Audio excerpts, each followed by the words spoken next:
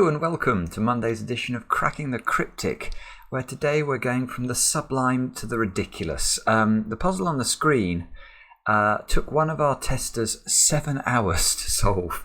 She says it's awesome, so I'm going to give it a try with trepidation because anything that takes, well, somebody of that standard that long to solve means this is probably not suitable for a video.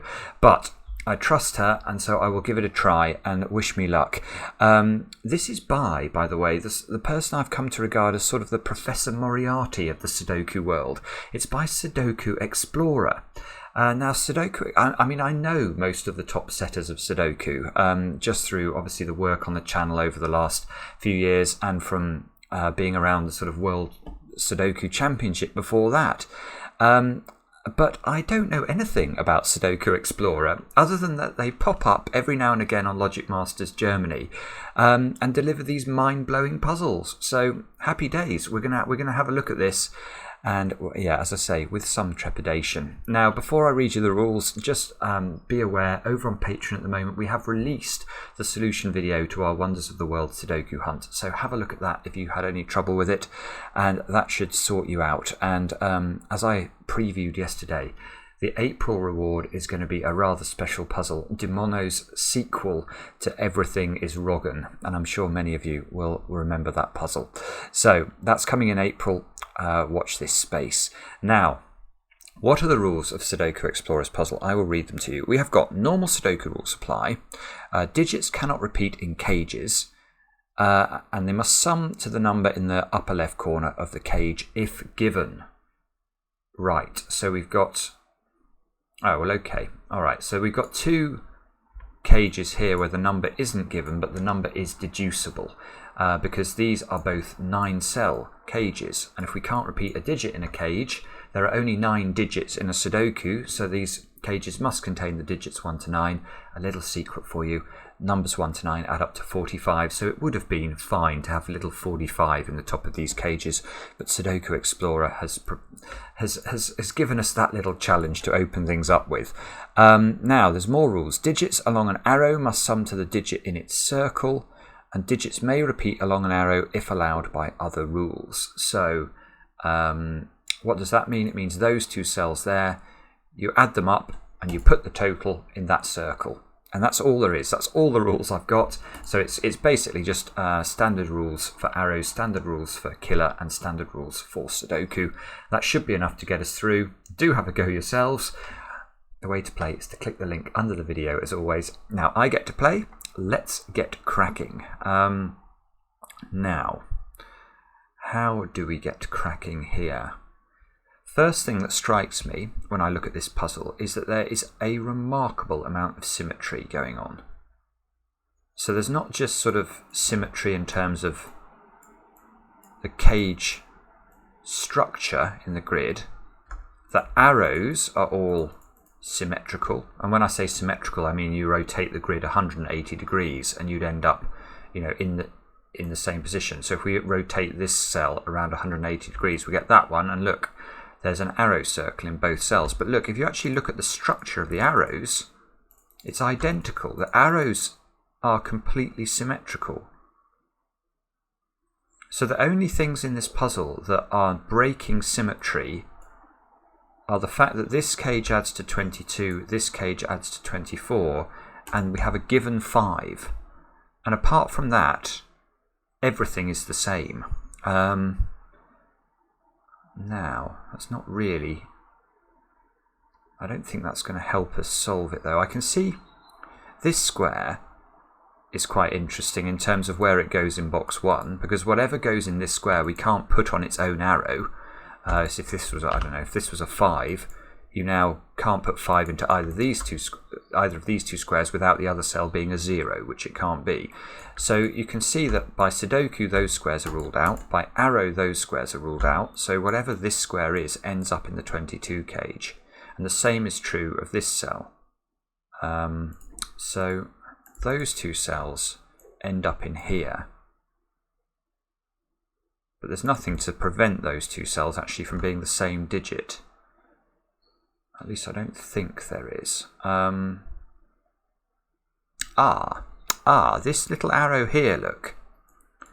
Ordinarily, where an arrow bends dramatically like this, it can mean that the circle has the potential to be very low. For example, we could do double 1, 2, but you can't do double 1, 2 here because those two cells are in the plus cage.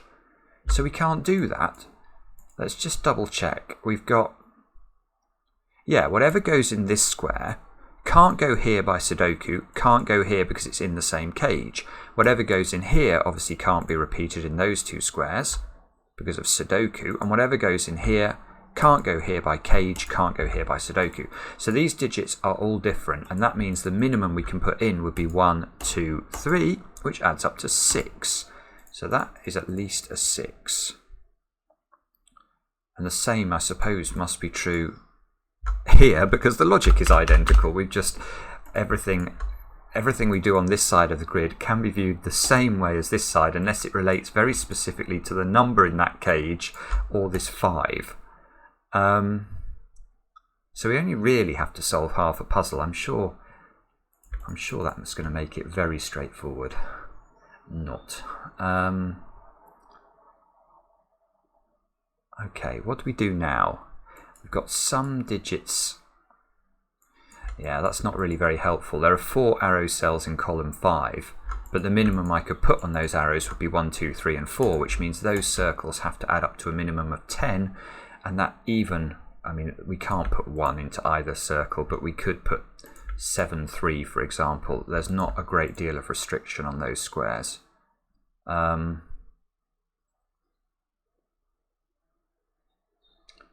Good grief. Right, what on earth do we do here? I mean, I think there's going to be some horrible geometry trick. Because cages like this, it reminds me of, was it Jasper's puzzle I did recently? It might have been Jasper's puzzle, it might have been Clover's puzzle, but there was somebody who did something with big crosses in the grid.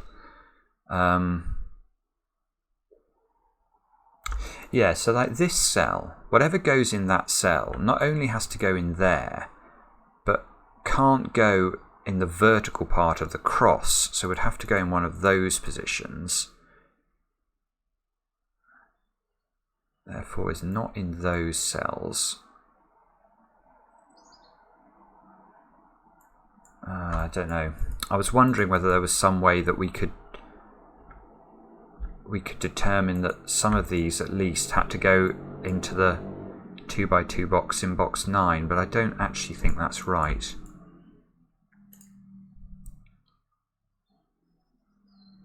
Yeah, so there's something going on between these two squares get pushed in here, these two squares get pushed in there.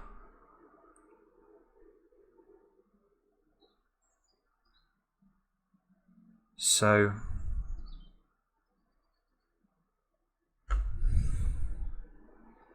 I'm wondering whether we've got Phistomefel going on actually. It's always worth considering when you've got 2x2s in the corners. So Phistomefel, obviously the Phistomefel ring, I'm sure many of you are very probably over familiar with that, but basically that's it's not really a theory, it's just a truth that says those cells there are identical to those cells.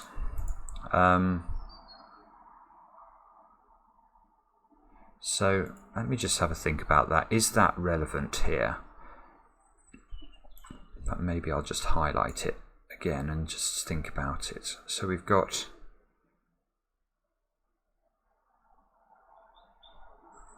the other thing I'm now worried about is whether it's something to do with Phistomefel's trick that I looked at in the last puzzle by him, where you had to switch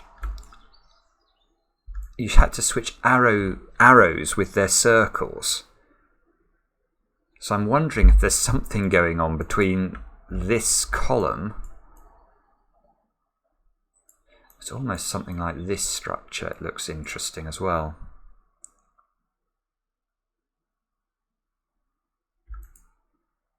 Crosses. Okay. Right, well that's interesting. I don't know whether this relates to Phistomefel or not, but it was brought into my mind by Phistomefel. Where does this domino here go in box 3? So whatever you put in that domino there, where does it go in this box? Well, it can't repeat in the cage, so it's not in those squares, so it gets pushed into these squares. The same is true of this domino here. That must also get pushed into these squares. Obviously, these are all different digits because they're in the same cage. So those 4 squares appear there. And that is Phistomefel, isn't it? That definitely feels like Phistomefel.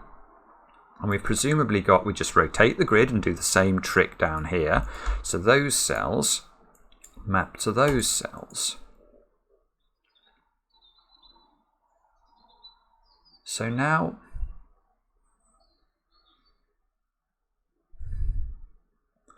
what are we saying? So now if I used Phistomefel, I'm saying that the other 8 cells in the Phistomefel ring, these cells here, are the same as those squares.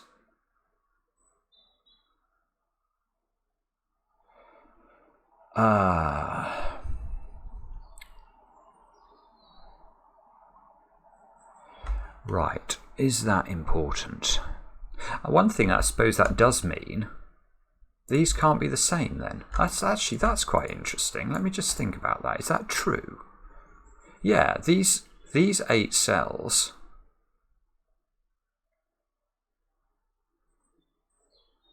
Yeah, that's really cool. That's very interesting. Because of the structure of the arrows, and of the fact that whatever goes into these squares has to end up in here, if these were the same digit, then the whole structure of Phistomefel would break, because we'd be saying that we could somehow fit the 8 digits that are in yellow around the ring into just 7 cells in those squares, and 1 square would be empty, and that will not work. Right, okay, I think what I'm going to do is I'm going to just run through very quickly Phistomefel for anyone who's not seen it before, because I certainly think I'm going to need it. So how shall I do this? Do I want to get rid of the colouring? The answer is not really. I quite like this colouring so far. I'm going to just duplicate the tab. Can I do that? Oh, it's duplicate. I'm going to duplicate it and reset it. Right.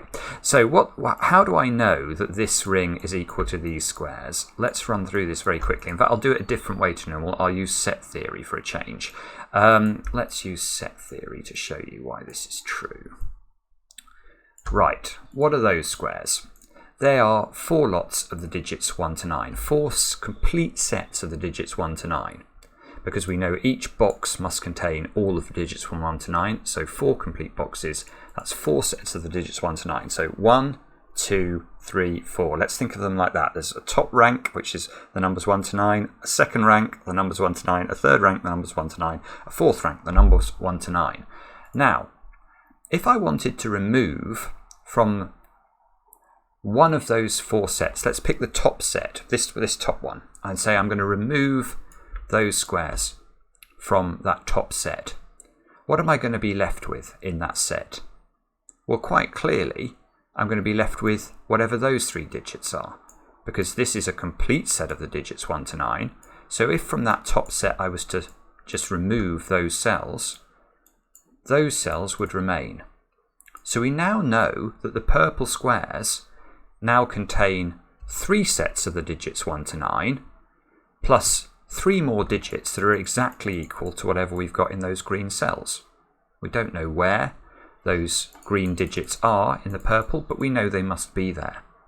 Let's do exactly the same on column 7. So let's remove from the second set, so we've just meddled with the top set of digits 1 to 9. Let's take the second set. It's still complete, we haven't meddled with that yet.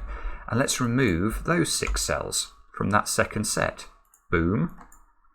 Obviously, those 3 squares there will be left over in that set. So now we know that in the purples we've got 2 complete sets of the digits 1 to 9 that we haven't touched yet, and we've got these 3 left over in the first set that we did meddled with, and these 3 left over in the second set that we have meddled with.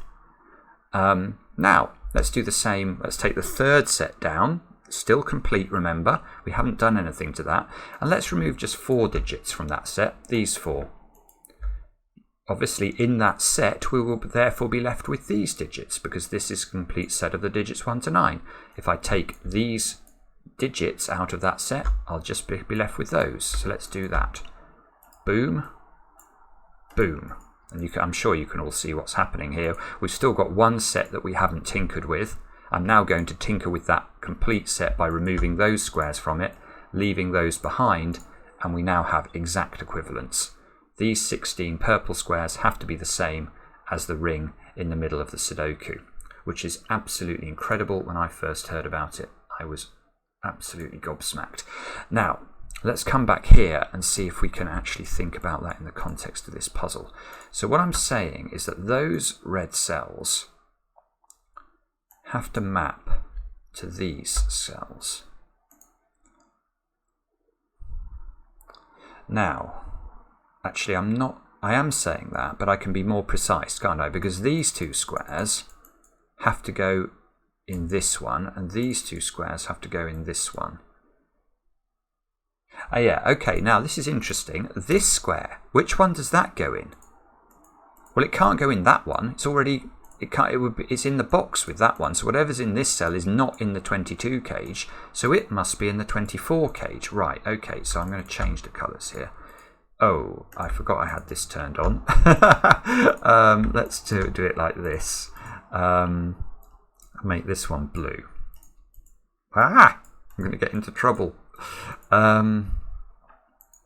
Okay. So now I've got these 2 to deal with. Now these should not be red because they don't go in there. I need to make them a different colour. I'll make them black. Okay.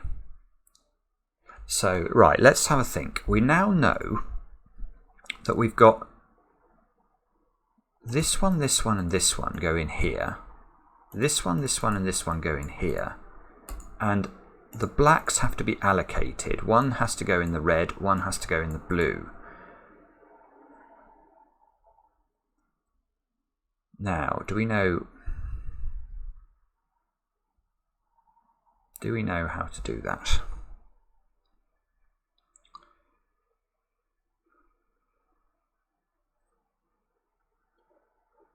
No. That's what you call a pregnant pause before a rather disappointing conclusion. Right, I don't know how to do that. That's a bit irritating. There's something nagging me about these reds as well, because what we're saying is that we know this box adds to 45 altogether, but we know whatever this is appears in the 22 cage. Whatever this is in the 22 cage. And yet whatever this is and this is also the sum of these 4 cells.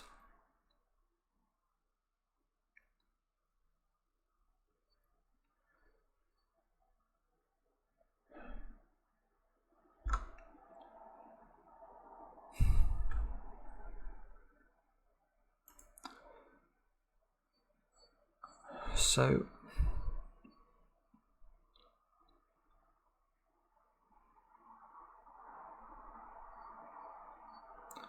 what does that mean?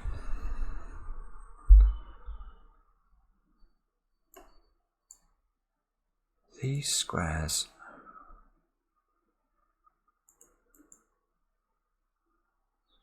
so red squares plus blue squares plus black squares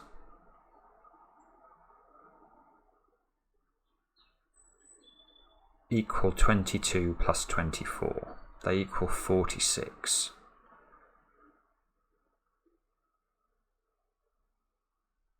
Red squares plus blue squares plus black squares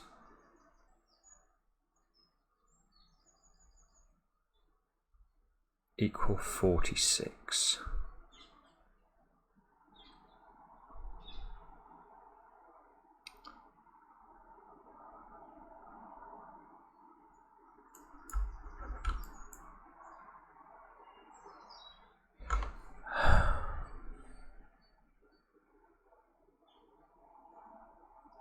Red squares plus blue squares plus black squares. I realise, sorry, this must be incredibly frustrating watching me flounder about like this.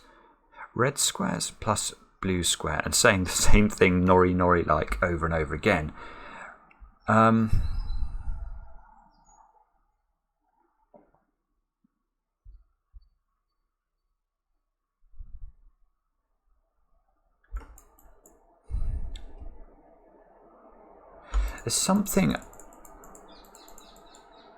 There's something nagging me about this. The fact that I can map these red squares onto these cells is very, it's very, very suggestive of, you know, this pattern, which is a complete bugger's model in terms of highlighting, I appreciate. But you can see, hopefully you can see, that if we map the circled cells onto the arrows here, we get awfully close to this pattern in the grid. Because we know these two, these are both 45. We get 45 there, 45 there. We get something that isn't 45, but it's related to 22 and 24 in these squares. But it's related in a very complicated way because it's got these cells sort of interfering with it.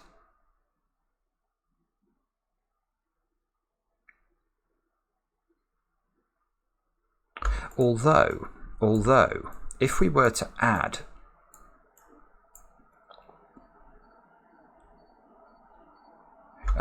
I've had a good thought here. If you are, it's very hard to see with the highlighting I've got. I know, I'm going to go back to my Phistomefel ring. That's a good idea. Let's go back here and reset this puzzle. So what's that? How would we describe these purple squares? Well, these purple squares are just one set of 45, another set of 45, another set of 45, another set of 45. Now obviously, if we were to just try and sum the purple squares, we would say that the purple squares were equal to 4 lots of 45 minus those squares which are double counted, because obviously when we add that to that, we're double counting this square. So the purple squares alone are equal to 180 minus the orange squares, but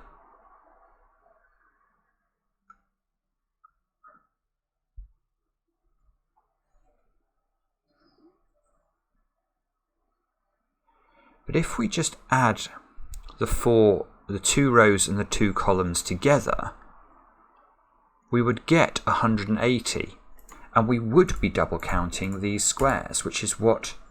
This is interesting to me. This is interesting to me. In fact, maybe we can actually use this one to do it. 180 is the sum of the purple squares plus 2 lots of those squares. Oh dear, hang on. That's going to bug me, so I've got to get rid of it. 180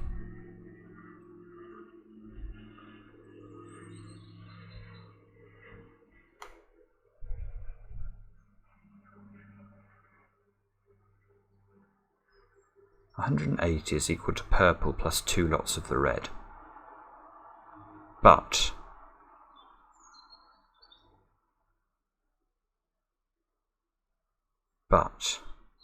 in this puzzle,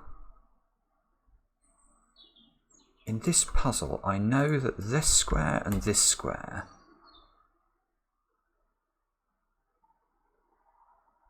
this is so confusing. Sorry about this. I'm making this very difficult, but it is very difficult to understand for me at least. This square, and this square. I think I'm going to have to try and hang on, let me just go to settings and flip this off. Multicolor mode off. There we go. These two squares plus this square plus one of these two squares. Let's just make one of these squares red. I don't know which one is red, but it's one of these two. So these 4 squares add up to 22 because they all get pushed into this corner. So let's remember that. These 4 squares add to 22. But we also know at the same time that these cells plus the reds down at the bottom also add up to 22. Because obviously this plus this is exactly the same sum as these orange squares. So this is the equivalent set to that. So this, sorry, is exactly the equivalent set to this. So now we know.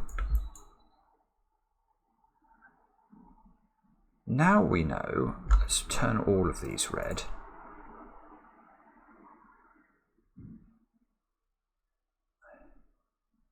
Now we know that these reds, including 2 lots of these reds, is equal to 44. But if I do the same with the blues in the other direction, I'm going to get very close to something interesting here. Because that means those cells. So we know that the blue squares, this set of the blue squares, all get pushed into the 24 cage. So they add to 24. But we also therefore know that those squares add to 24 as well. So we know that the blue squares altogether, including double these two, because these are counted in both sets, is equal to 2 lots of 24, 48. So altogether, the blue squares plus the red squares, and counting each of these intersecting cells twice, is equal to 46 times 2, 46 times 2. Is that right? Yes. 92.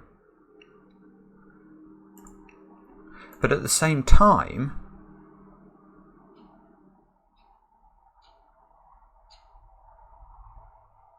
I know that these squares, including double these squares, add up to 180. And the only difference between the reds and the blue sets I just described is these cells. These cells are not included. So those squares, these squares here,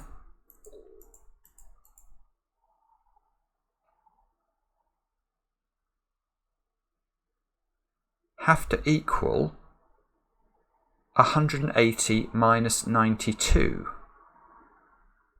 which is 88. And that's it. That's it. Good glory be, that is not easy. I'm absolutely sure there's an easier way of doing that as well, but that is it. That has broken into the puzzle. Let me just go through that once more in my mind to be sure that I'm comfortable with it. I know these squares. How long does that take me? Half an hour. Oh my goodness. Half an hour of colours and nonsenses. So these squares, if I was to say what do these add up to, well, just slightly put it a different way, 180 is equal to all of those shaded squares, including double those squares. Now I've also just worked out that the red squares, including double these squares, are equal to double this one. That's 44. The blue squares, including double those blues, are equal to double this one, 48. So I can just get the value of these. Yes, that's absolutely perfect. It's absolutely perfect. I can get the value of these by just deducting from 180 the 92 to get 88. Now, why has this broken the puzzle open? Well, how on earth can I make these yellow squares add up to 88? These are two 9-cell cages. So the only way you can do this is if they're both 44. You're going to have to put 44 into there, which will allow this square to be a 1, and that just allows you to put 44 into here and make that square a 1. If you go for any higher in these squares, this square would have to be a 0, which is impossible. And if you go for any lower in these squares, these would have to be higher than 44, and this square would have to be a 0. So these are 1s. And now I get to go back to my old picture here and fill in the black squares with 1s. Now I still don't know at this point, do I? Do I know which one of these goes into which? No, I don't. Oh, but it doesn't matter, of course. That's so funny. So once these are the same digit, it doesn't matter which way we allocate them. But you can allocate, the 1. There must be a 1 in both of these cages, and you can see that now from the geometry. 1 gets shunted into this 22 cage, and 1 gets shunted into the 24 cage. And that actually, the one in the 24 cage is that's we can immediately use, because the other 3 digits have to be 6, 8, and 9 to add to 23. So we actually know what now goes in this cage.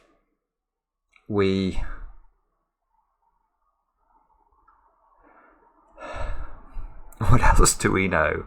We know that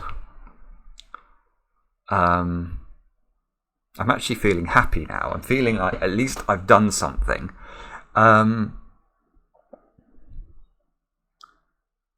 What else does this tell us?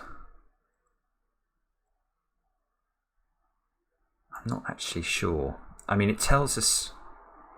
Yes, okay, well, it tells us obviously the value of the blue cells, because the blue cells have to be whatever's in here that isn't a 1.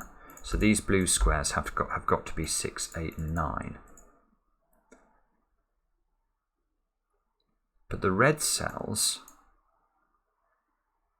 these cells here have to add up to 21.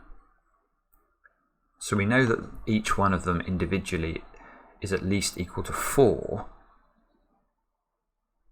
And again, we know they're all different, otherwise the Phistomefel ring geometry would have broken. But I don't think that I don't know what the makeup of that cage is.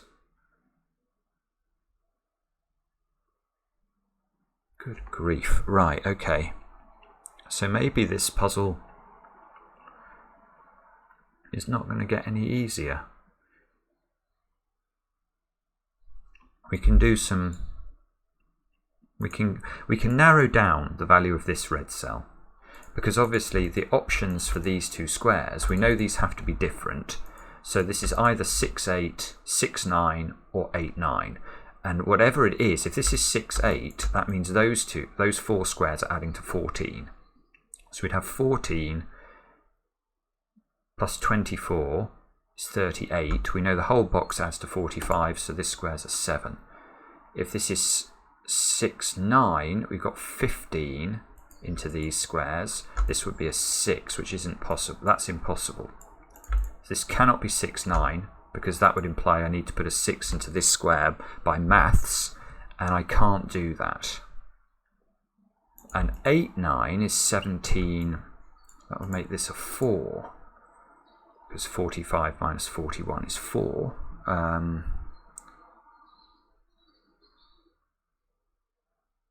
can't see why that's not possible. So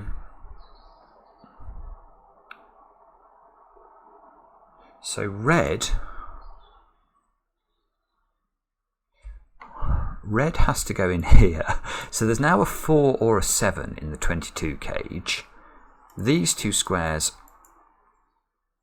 are either 6, 8 or 8, 9. So they always include an 8.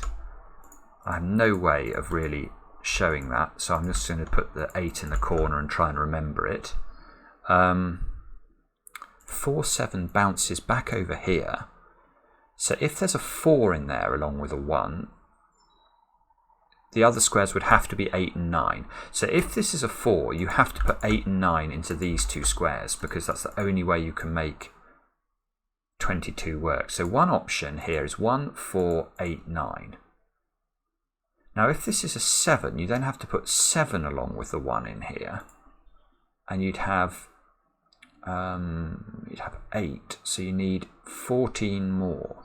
So these two have to add up to 14 in that case, which is 6, 8 or 5, 9. Oh, bobbins. 6, 8 or 5, 9. This is all getting completely overwhelming. That can't be 5. So that, I know that can still be 9 because, or can it? Yeah, because it could still be 9 and 8. So, sorry. So what are the options here? If this is 4, this becomes an 8, 9 pair. 8 and 9 add to 17. So we'd have 17 in those squares plus 22. This would be a 6. Well, that looks possible, doesn't it? If this is 7, these are 14.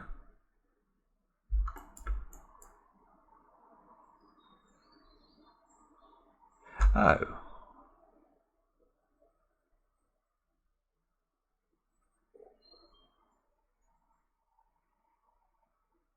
Hang on, am I going mad here? If this is 7,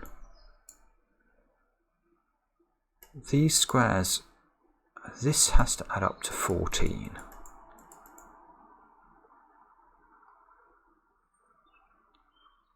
And 22.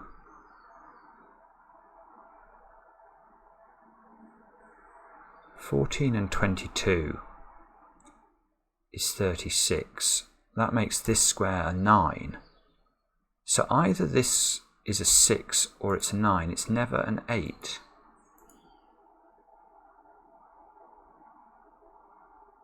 But if this is a 9, this can't be 14 made up of 5 and 9, can it? Sorry, I'm being really slow today. I'm sorry about this. If this is 7, this has to be, these have to add to 14. But if this is 7, these also force a 9 here. So this would have to be 6, 8. So just go back to where we were. This is either 6, 8, or if this is 4, this is 8, 9. Right, okay. So this always has an 8 in it as well. And this is now a 6 or a 9. This is a 4 or a 7. Good Lord. Okay. And this,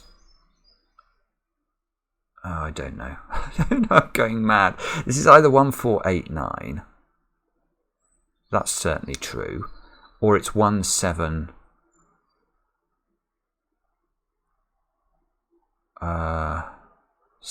No, it's 1, 6, 7, 8, isn't it? So 6 is also an option into this cage. So, oh, okay, all right. Well, look at the options for these 5 squares then. 2, 3, and 5 are not appearing. So 2, 3, and 5 have to be in those squares somehow. That's not 5. Maybe this is what this given 5 is here for.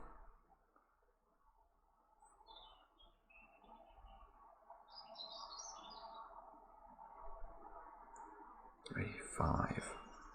One of these is an 8. One of these is an 8.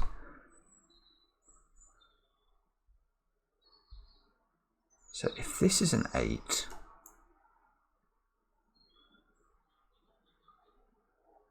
this can't ever be 1, 7.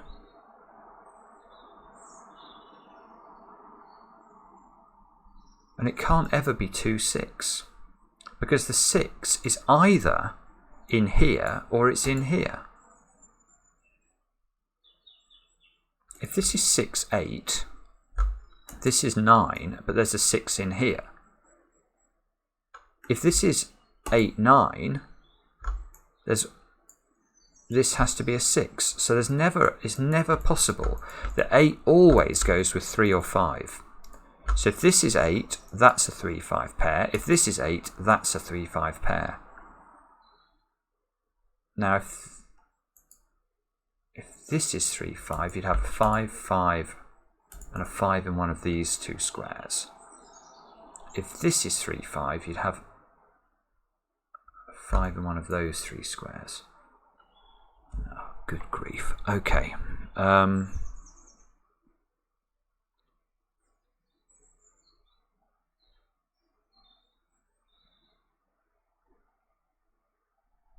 Right. Now I'm wondering if we've got the same thing going on down here.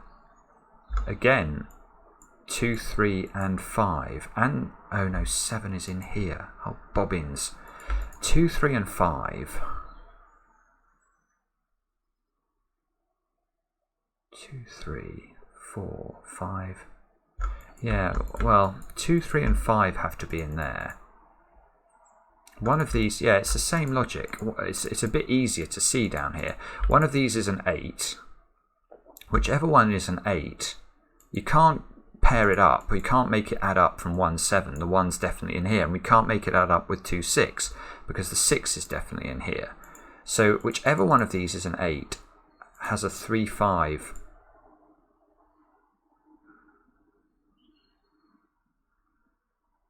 Oh, and I see. Right, okay, and these then communicate with each other via these, I think. So let's imagine that was a 3-5 pair. These couldn't... Right. Imagine that was a 3 and a 5 here. You can't now put 3 and 5 in the vertical part of the cross here. So the 3 and the 5 have to go horizontally, which means they're not there, which means they're there. So if this is a 3-5, that's a 3-5. And if this is a 3-5, it will work exactly symmetrically on this side. You can't put 3-5 there. 3-5 must be vertical. 3-5 can't go here. 3-5 must be here. So either the 3-5s are like that, or they're like that. Now, that's interesting. But does it tell us what we need to know about the puzzle? And can we use the given 5 somehow to know which of these is true? If it was this one, no.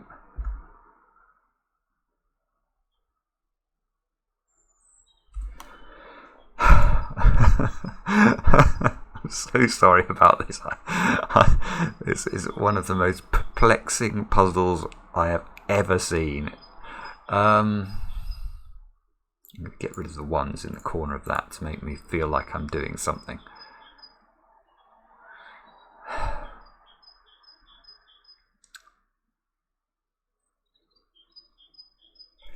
What am I meant to do now?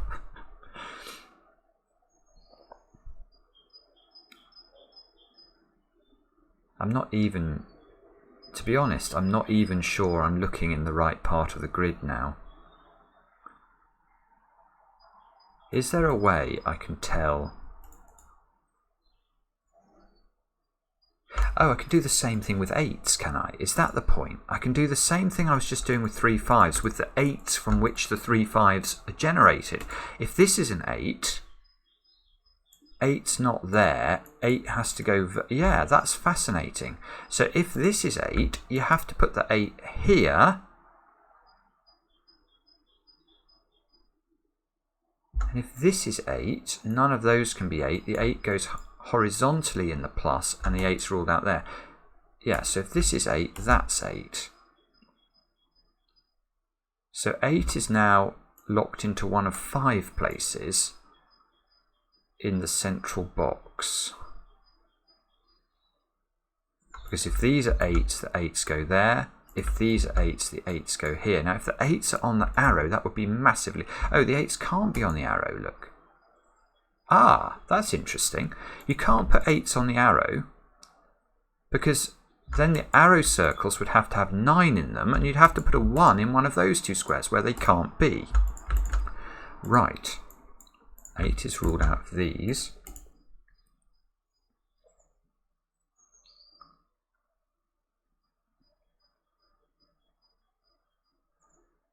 Do we know anything about these, therefore, if they can't be 8? If they were a 6-7 pair, the 1s would become very interesting. Oh, no, in fact, if they were a 6-7 pair, the 1s would break the puzzle. Now that is interesting. Let's look at this.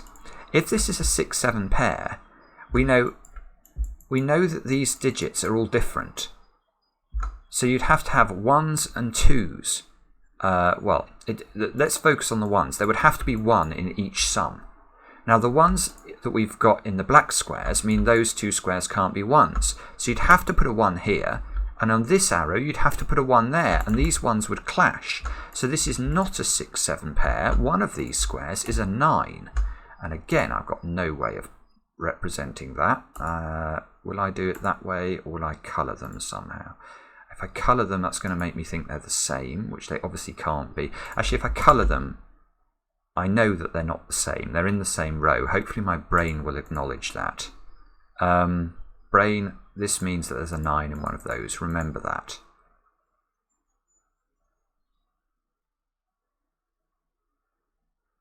Right, okay. Now here's something. Not only do we know that there is a 9 in one of these, we know the other one is a 6 or a 7. So the other one has a 1 on it. Now where does that 1 go? Well, the answer is I don't really know, but I know it's never in the crosses. So there must either be, if this was a 6 or a 7, there must be a 1 here. If this is a 6 or a 7, there must be a 1 there. So one of those cells is a 1.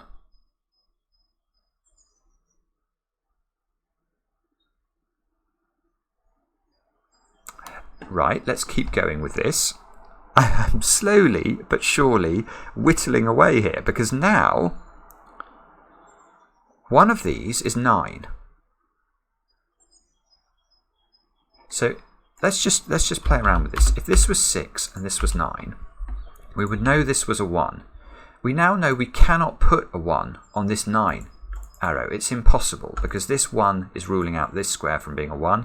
This 1 is ruling out those 2 squares from being a 1. So we know that these 3 would have to be 2, 3 and 4, because that's the only way of making 9 in 3 separate cells or 3 separate digits with that, if you can't use a 1. So now we can go further. We now know that each of these cells on these arrows, and sorry, the 6 and the 9 are obviously, that's completely hypothetical. We don't know. But we do know that the digits on the 9 would be 2, 3 and 4. The digits on the 6 and the 7 would either be 1, 2, 3 or 1, 2, 4. So these digits here are all made up of the digits 1, 2, 3 and 4 in some order. And you can never put 1 where it's going to clash with these given, well, not given ones, these ones that we had to sweat blood to get.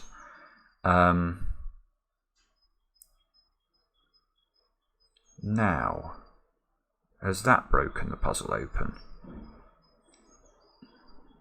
So if this was 3, 5, we'd know that was a 2 or a 4. That is not what we were hoping for.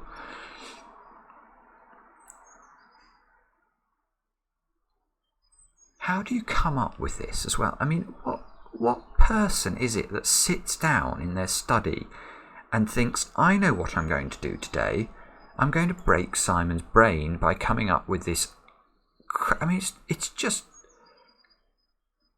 it's breathtaking what people are coming up with nowadays. And I think it's almost right at the limit. I mean, I'm by no means the best solver, but I've had a lot of practice doing weird and wonderful variations, and these are now becoming so tricky.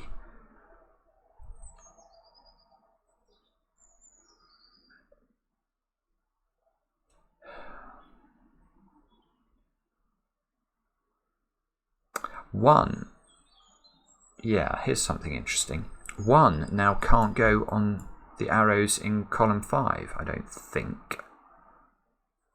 You can't put 1 in those 2 squares. The 1 in the central box is in one of those 2 positions, so it's not on the arrow points. So there's no 1 in these squares. Now that means that means these squares have to have a minimum value of 14. Because if we can't use 1 in these 4 squares, 2 plus 3 plus 4 plus 5 is 14. So these squares have to at least be equal to 5 now. That one can't be 5.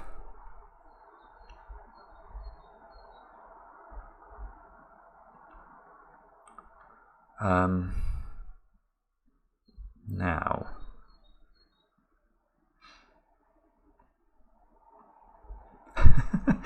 okay. So I've now looked at almost every... I've not looked at these arrows, but I literally know diddly squat about these.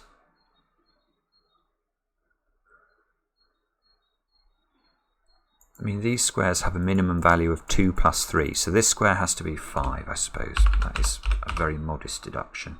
The same must be true there. Yeah, okay. 5, 6, 7, 8, or 9.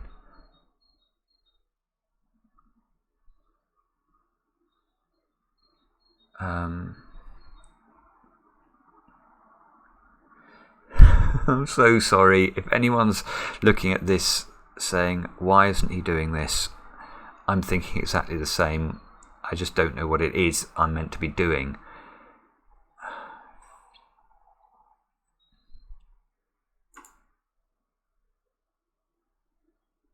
These squares. So these squares are either 9, 6 or 9, 7.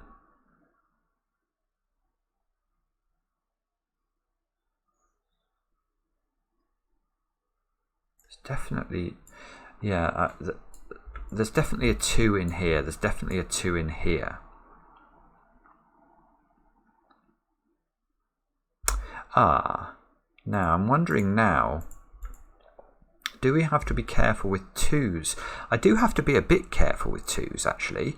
If this was a 2 and this was a 2, you couldn't then put a 2 in box 9 at all. Similarly, if this was a 2 and this was a 2, you couldn't put a 9 in box 1 at all. So does that mean you always have a 2 here, and that would make a 1-2 pair, which would be rather interesting. So if there's no 2 in here, then there would have to be a 2 in one of those and a 2 in one of those, and you'd have to have them opposite one another, because otherwise you'd have a problem with the 2s in the corner. So if there's a 2 here and a 2 here, that forces a 2. No, it doesn't. In fact, that looks actually like it's quite possible. Oh no, I think that is possible.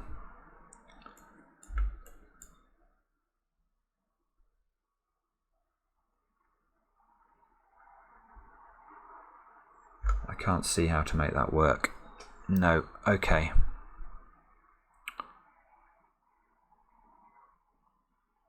What about if there's no 2 on these squares?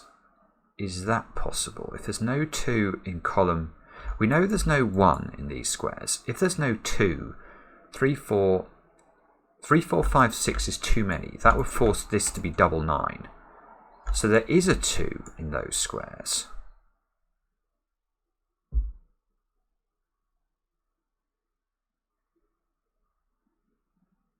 So there is a 2 in one of these 4 squares.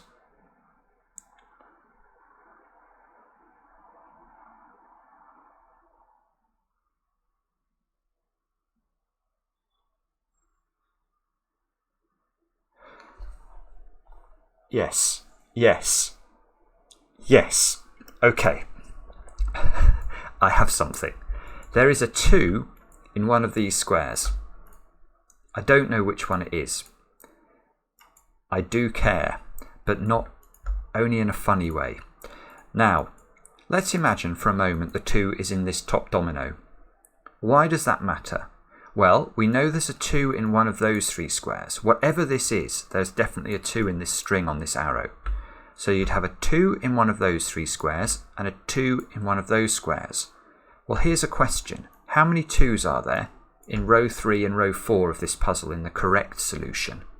It's not a trick question. There's going to be 1, 2 in row 3, 1, 2 in row 4. So if there is a 2 in this domino, these 5 cells cater for both 2s.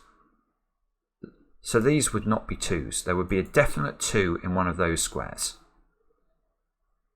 So remember that. If this domino contains a 2, there is a 2 there. What about if this domino contains a 2? Well, then we get exactly the analogous logic flipped round 180 degrees. So now we know that the 2 2s that have to appear in row 6 and row 7 are in these 5 squares. There's no 2 here. There's a 2 in this domino. So that means in this puzzle there is definitely a 2 either here or here. One of those things is true. Well, it's true to say that there's definitely a 2 in one of these dominoes, actually. That is true. So how can this be a 3, 5? Because we know, we looked at this, the 8s have to be opposite each other.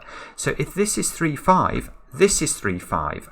And that would mean you couldn't put 2 in these dominoes, which is not possible. We know there's a 2 in one of them, which means that, yes, this is a 3, 5 pair.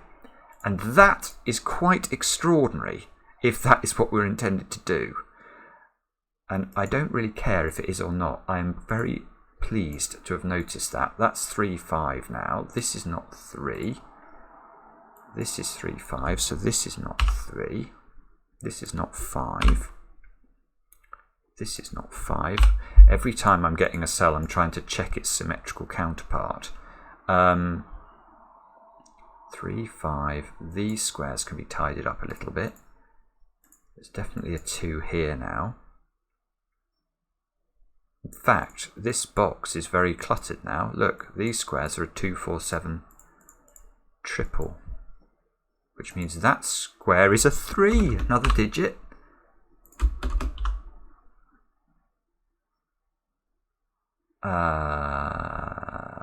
Okay. Oh, of course. Once you know where the 3s and the 5s go, the corollary of that is you know where the 8s go. There we go. That's a straightforward deduction. We know that this now can't be 8. This can't be 8. Unfortunately, that arrangement of 8s doesn't tell us where the 8 goes in the middle, look.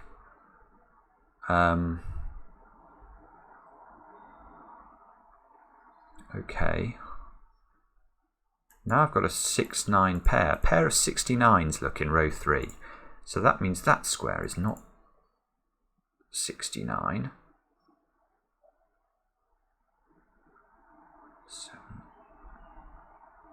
7. Okay. 3, 5. 2 now, look, is in this domino in box 1, so it's not there.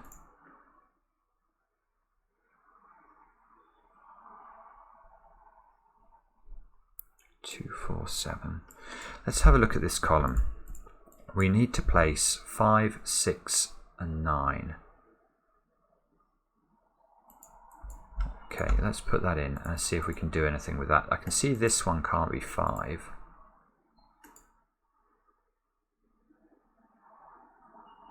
That can't be 9, it's on an arrow. So this square is now very restricted. That's got to be... What could that be? If that's got to be 2 or 3. It can never be 1, and it can never be 4 now, because that's going to get us to at least 9, which this can't be. So... no. This square can't be 9, because I know one of my oranges is 9. So that's a 5, 6 pair. This square is a 9. That square's not a 9. These squares are not 9.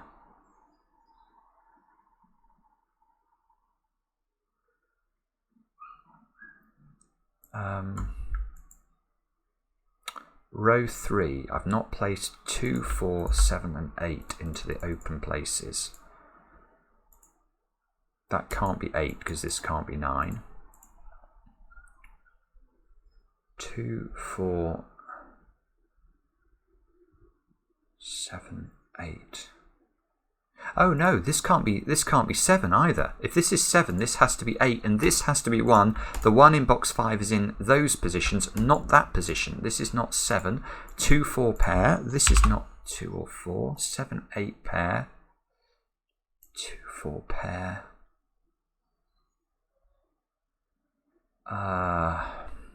Okay. Now what? Does this break the puzzle? I don't know is the answer. These squares here, do we know what the options are for those? If this is 4, this becomes 8, 9. This has a 2 in it, so it would be 2, 7. If this is 7, this becomes 6, 8. This would need to have a 2 in it, and it would be a 2, 4. So this is 2, 4, 7, which I probably could have just looked down there, and there's some symmetry going on which forces that to be the case. 2,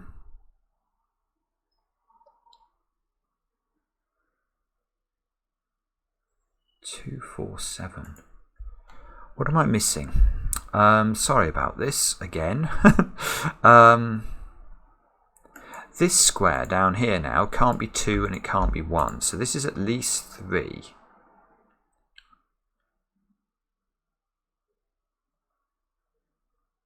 Is there a reason it can't be 3?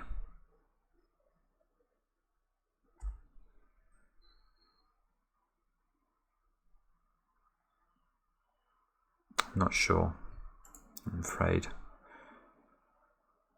I'm not even sure I want to pencil mark this square. I think it's just anything higher than 3 that's not 8 and not 9, obviously, or 8. Okay, 8, 9. So 3, 4, 5, 6 or 7 is not a huge restriction. I have a feeling I'm missing something there, because actually if you stare at the grid now, we've used a tremendous amount of the clues. I've not used this arrow, and I'm not sure how to use this arrow.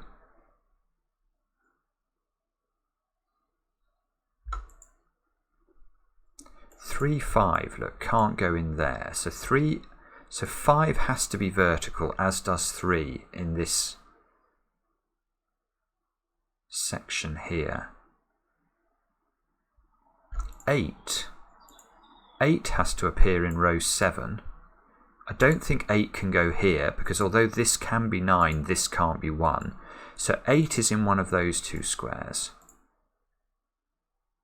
Oh, the obvious... No, I was about to say that must mean 9's there, but it doesn't mean 9. 9 could be here. Oh, good grief. Obviously 9 can't go here. I was thinking that might mean I could get 9 in there. But no, foiled again. Do I know? Ah, yeah, hang on. This can't be 7 anymore. It's got a 3 on its arrow. There we go. So this is 6 or 9.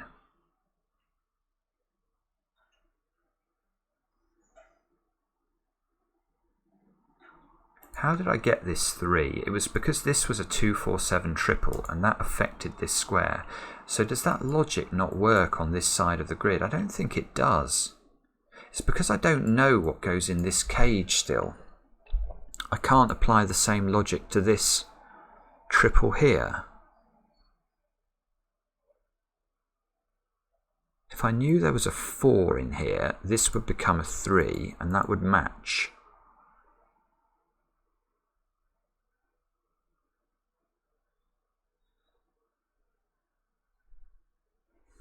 So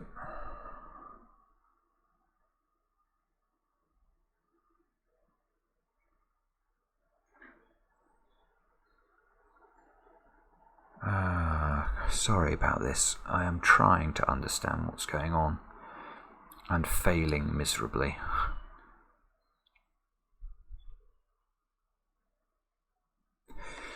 Do we know, are these the same or are these different? these two squares. If this is a 6, this becomes a 2-4 pair, this becomes a 7. 7 flips over into the red. Yeah, okay, and that becomes a 2-4 pair then. If 7, yeah, if this is 2-4, the 7 gets shunted into the red, so this is 2-4, so this is 6.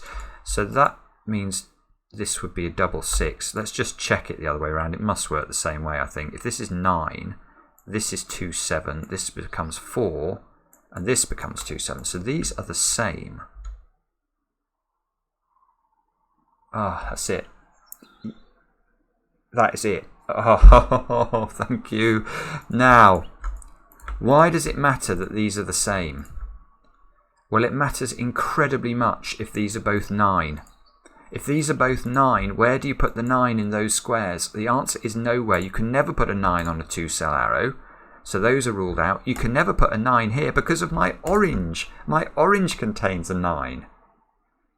Another slightly strange sentence, but that means that these cannot be 9s. And if these cannot be 9s, they must be 6s. And if they are 6s, this is a 2-4 pair, which means this square is a 7, which means there's a 7 in here now. So we now know the composition of this. This is now 1, 7, 6, and 8. This doesn't have a 7 in it. Get rid of the 2s, I think. We can get rid of the 2s.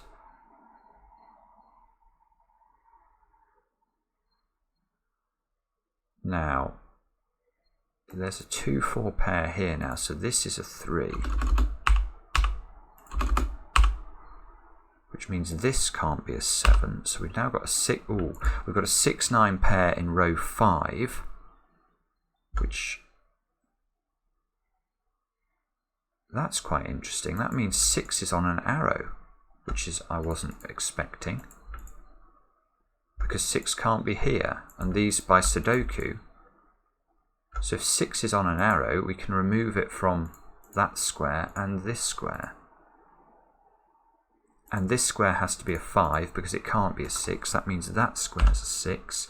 Now this square is known because we're adding 2 at least to it. So this has got to be 8. That's a 7. 8's not down here. These squares are 3, 4, and 5. Don't know if we know the order. Oh, I've just seen the video length. Yeah, I'm not very surprised actually. This is very, very difficult. I mean, it's incredibly beautiful. It's just, yeah, it's 6 out of 5 for difficulty. Now this 6 is giving me a 9 here. Let's try and do Sudoku if it's available. Now a good question is, where does the 9 go in this row? Now, this is an 8-9 pair, and that's lovely, because that means this square is a 2 or a 4. Okay. So now I've got a 2-4 pair here. I've got a 2-4 pair here. And no ability to put 3 on the arrow.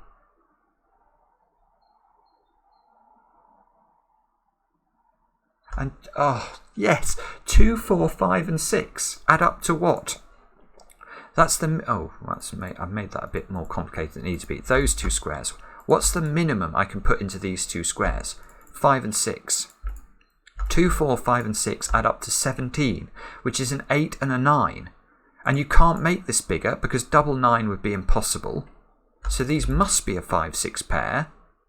And these add up to 17 therefore, and we know the order. That's a 9, that's an 8. There's no 8 over here anymore.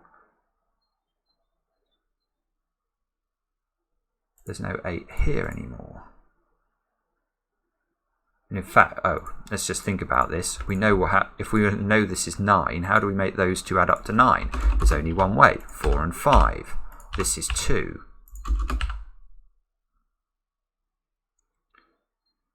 This is 6. Therefore, this is 2. This is 4. Now, this arrow can't add up to 6 anymore. It's already got 7 on it, so that must be 2. This is 9. This is 6. This is 1 to make this arrow work. 1 must be in one of those squares in box 2. Not in those squares, therefore. 6 as well, actually. This is a 7-8 pair. This has become a 1-6 pair. There's a 2 here, that's nice. 2 and 4 go in. 3 comes here. Come on, this now is a 7. And these squares are 1, 3, and 9. 9. 1, 9, don't know. And you'll forgive me if I now grind to an enormous halt as I take my time to make sure I don't mess this up. This is a solve that needs to be seen. Now, 9 here is ruling a 9 out of those squares. Is that doing anything? Not quite. This column needs 1s, 3s, and 7s into it. That can't be 1.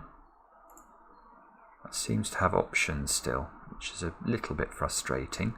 What about this column? This column, we've now got 6 digits in. So this is 5, 6, and 5, 6, and 7. This is a 7, naked single. That's a 3 now. Good. That's a 1. Therefore, that square is a 7. There must be a 7 in those 2 squares. Very unlikely it's going to be here. In fact, impossible for it to be there because we could never make this work given this cannot be a 1 or a 2. So the 7 goes there. The 7 and the 8 get fixed. The 8 and the 9 get fixed. What do I need at the bottom here? 5 and 6. So this square has to be 3 or 4. And rather irritatingly, it doesn't seem to be resolved. Is that really true? No, I'm sorry, I don't think that is resolved. Okay. So there must be a 2. Look, there must be a 2 in one of those squares. One of these squares at the bottom of box 7. So that fixes that this is a 2. That gives us a 4 here. That 4 bounces back in here by ping pong. Gives us the 5 and the 6. That's a 1. Let's remove the 1 from all of the squares. That one must be an 8. We get a 6-9 pair. The 9 here helps us. 9 and 6 go in. These squares are 2 and 3. These squares are 1 and 8. That's okay, we can do that. 1 and 8 go in. That gives us the 8 in box 5. 4, 7 and 9 into the centre. This must be 4. This must be 9. This must be 7. This must be 9. This must be 3. This must be 3. This must be 5. And it still looks like it's working. Now, what do we need along there? 1 and 2. We can do that. 2 and 1 go in. So it must just be Sudoku at this point, mustn't it? Yeah, this 1 and 6. Is that helping us? I'm sure I'm now missing a simple digit. Never mind. I'm hoping I will be able to unstick myself. 1, 4, 5, and 7. So this is a 4, 5 pair. Yes, there we go. 4, 5, 5, 3, 3, 2, 2, 9. This box, in fact, let's just do this row. We need 4 and 6. Yes, the 6 down here is nice. 6, 4, 4, 5, 5, 3. These have got to be 1 and 7. 1 and 7. Looks good, doesn't it? Shall I click check? Oh, yes. That's a good solve. Oh my goodness me, what a puzzle that is. I feel like I've been on an adventure, a very long adventure. which had a lot of perilous moments. But I think I have cracked the puzzle. Goodness knows only what this has done to the syncing of the audio and the video, which tends to go a bit mad once I go over an hour-long video. But anyway, thank you so much for sticking with me. Let's just give a couple of words for SudokuExplorer. That is an absolutely extraordinary construction.